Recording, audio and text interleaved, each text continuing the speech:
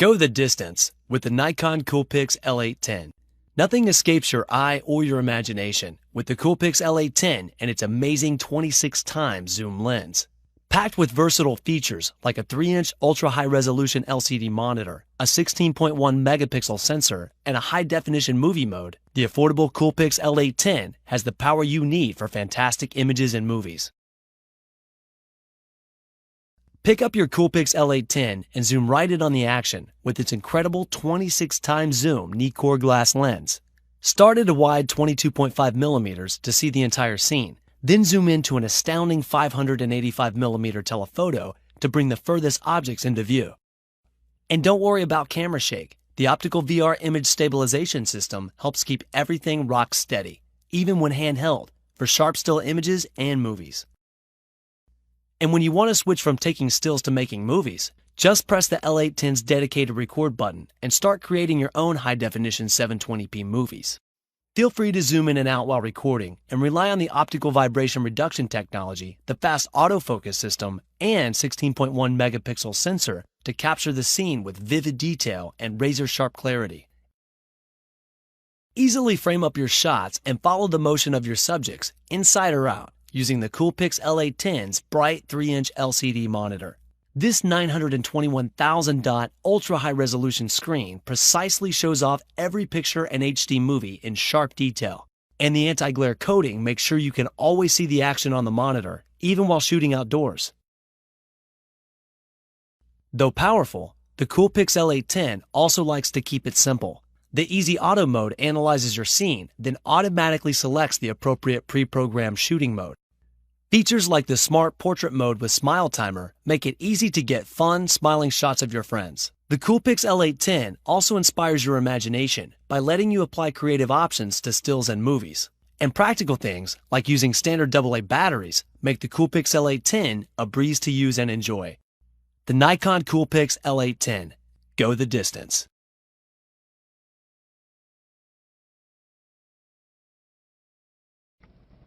Hey guys, it's me Vipanch, and today we have here the Nikon COOLPIX L810 for review, so let's dig in. The Nikon COOLPIX L810 is available in the Indian market for Rs 13,500, so this falls in kind of the mid-range segment for point-and-shoot cameras, and has 16.1 megapixel lens in the front with a Nikkor 26x wide-angle optical zoom lens and has 4x digital zoom.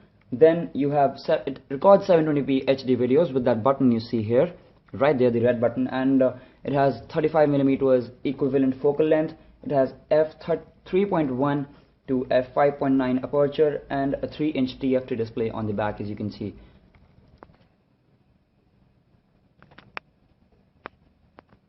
On top it has the camera shutter button, which has obviously 2 levels for focusing and then clicking the pictures. You also have on the side of it the zoom in and zoom out buttons. Then below that is the on and off button, which turns on the LED, green LED, when the camera is turned on, which I'll show you just now. So you see the LED turns on and the lens pops up. So I'll turn the camera back off and it'll go in. Then you have the microphone here, and then you have the stereo, left and right stereo speakers. One goes here and the left one is on the left, obviously. Then you have this port to insert the strap in. So yeah, on the left hand side of the device you have another toggle for for zoom in and zoom out, and then you have this little door which you open up for HDMI AV out and USB cable, as well as this DC in 5.0 volt ports. Then you also have this button to pop open the flash, which goes up like that, so you can see you've got a flash in the front. So whenever you want to use flash, you just tap that button and it pops open. On the bottom of the camera you have a standard tripod hole to attach a tripod to the camera for more stable video recording and picture clicking. Then you have this slab to tap it open and open up the slot for the batteries. You've got to insert 4 cells inside of this camera for it to operate, and then you have the the normal SD/HC card for storage. You have nothing on the right hand side except for this nice rubber that allows you to better grip the camera in your hand and will not allow it to drop while you're clicking pictures, and it allows for really nice grip and gesture of holding the camera. On the front you have this nice 3-inch TFT display where you'll see all of the glory and the beautiful shots you click. Then you've got a scene button which you can click on to view the various scenes you can choose from. You've got the easy and auto mode. You've got various modes that we're going to take a look at in another second, and you've got smart portrait, and then you've got auto mode. Up next is the play button or the gallery button, in which you can take a look at all the videos and pictures that you've taken using the camera.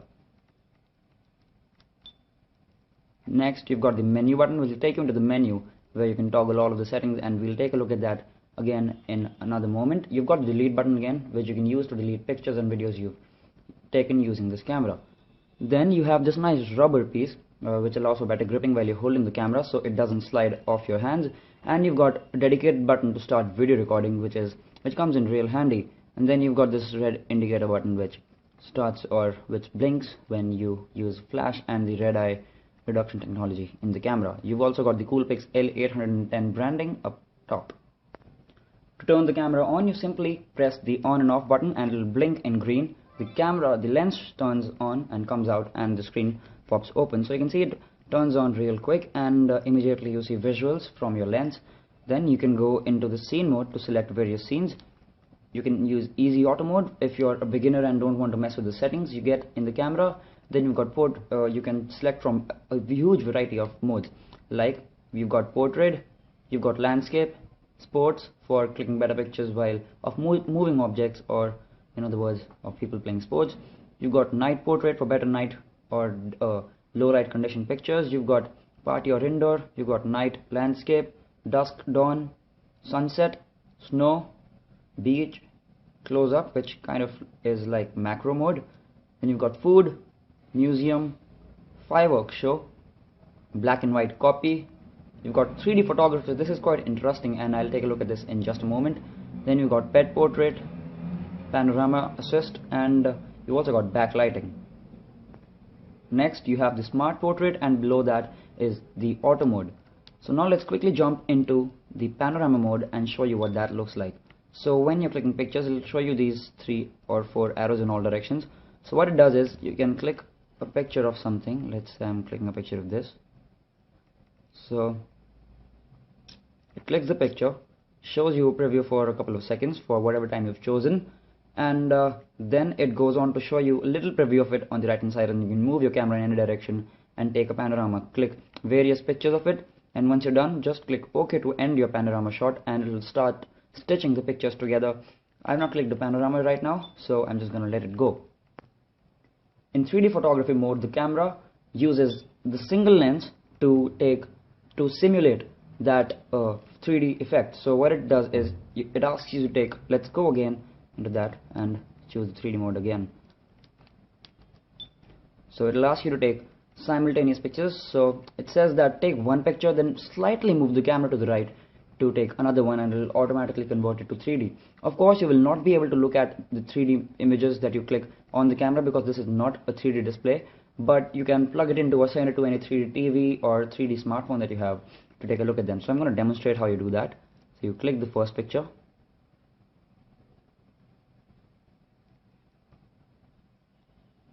there you go, and then slightly move it to the right. Fail to take second shot. So you've got to take it quite slowly for it to successfully capture a 3D picture. There you go, and now I'm going to move it to the right. Just very slight movement, you can see. It failed to take second shot again. Let me try one more time and see if it works now. Let's try doing it here. And then move it to the right. Fail to take second shot. Anyway, it works. I'm probably not able to do this because I'm in a very weird position right now recording this video, and my hands aren't very comfortable holding the camera, so we'll just skip that for now. Once you're in the library of the pictures you've clicked, you can use the arrow keys to move around using that. So you can also use the zoom toggle to zoom out, and it will show you previews of more pictures at once, so you can take a look at them and delete various pictures at a single point of time. So if you want to delete like 2 pictures, let's say just tap the delete button in the zoom out mode, erase selected images, and then choose those images that you want to delete, and then you don't press OK or delete again. You just tap the up arrow and it gets a tick mark. You can see there it's tick mark now, and you can select another one, tick mark it, and then click delete, or we press OK and it'll ask if you want to erase two images. You click no, yes, whatever. I'm not going to delete them right now because I'll use those in the full review wherever I post it. So yeah, that's the preview of pictures and how that works. Now that we're in the settings, I'm going to show you what all options and toggles you get in the settings mode. When you're in the scene menu, you get the image mode, which is apparently not working right now. So I have to go into scene and then choose your normal portrait mode for most of the settings to work. Now that you're here, you can choose various resolutions to click pictures at. You've got 16 megapixels, 18 megapixels. I recommend using 8 megapixels because that will take less space on your storage card, and at the same time the pictures will look quite good, or they should look good. You've got 4 megapixels, 2 megapixels VGA, and 16:9 at 12 megapixels. So that's kind of the resolution at which movies are shot, so that probably gives you a better idea. Then you can go into the movie options, and you can choose the quality at which it records video. By default it's at 1280 by 720p HD, so that is like 720p HD, and you've also got VGA at 640 by 480. Then you've got autofocus mode. You can select single autofocus or full-time autofocus. You've got those options as well. You've got wind noise reduction, so you can turn that on and it'll ignore the wind noise that comes in, which is quite irritating while you're recording video. Then you can go into the setup and select various things like sound settings. You can enable or disable button sound and shutter sound. You can turn on the auto off, so you can select the time, and after 30 seconds, 1 minute, 5 minutes, or 30 minutes, it will automatically turn off, and that is up to you to select. Then you've got sleep mode, and you can turn that on or off. That puts the camera on sleep. You can even format the card right from the camera itself, the memory card you have. You can choose languages. You've got a great selection of languages you can choose. We're on English right now. You've got TV settings, so you can choose various video modes that play on it. You can turn HDMI auto or manual and stuff like that. Then HDMI 3D output is what is interesting. You can turn that on or off. So if you have a 3D TV, that is probably what you want to do, and turn it on to make sure you get the 3D videos or 3D pictures. You click with this. Wi-Fi upload is also there. You've got blink warning. You've got reset all settings. Battery type. So this is interesting. You can go into this and select the battery type you're using. You get alkaline, which is the normal alkaline battery cells. Then in the box you get special COOLPIX batteries. So if you're using those, you can select the COOLPIX option, which will better utilize battery and help conserve battery with this thing. Then you've got lithium ion batteries. If you're using those, select the lithium option, and that's how it works. Then you can go into the firmware version and check out the version you're on. We're on version 1.0, and you can check for updates with the CD that is included in the package. So let's see what else we have in the settings, if we do have anything else.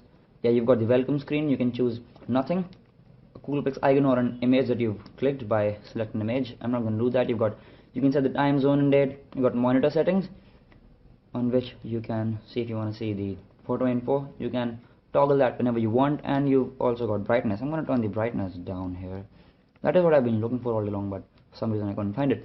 Then you've got print date. You can select on or off if you actually want to print dates, which is what happens when you're clicking pictures. You'll get those little orange text down below to date, which is the date of the day you've clicked the picture on. You've got vibration reduction, so that is like image stabilization, motion detection, auto or off. You've got autofocus assist, and yes, we have those. So those are the settings that you're going to be using in this camera. So yeah.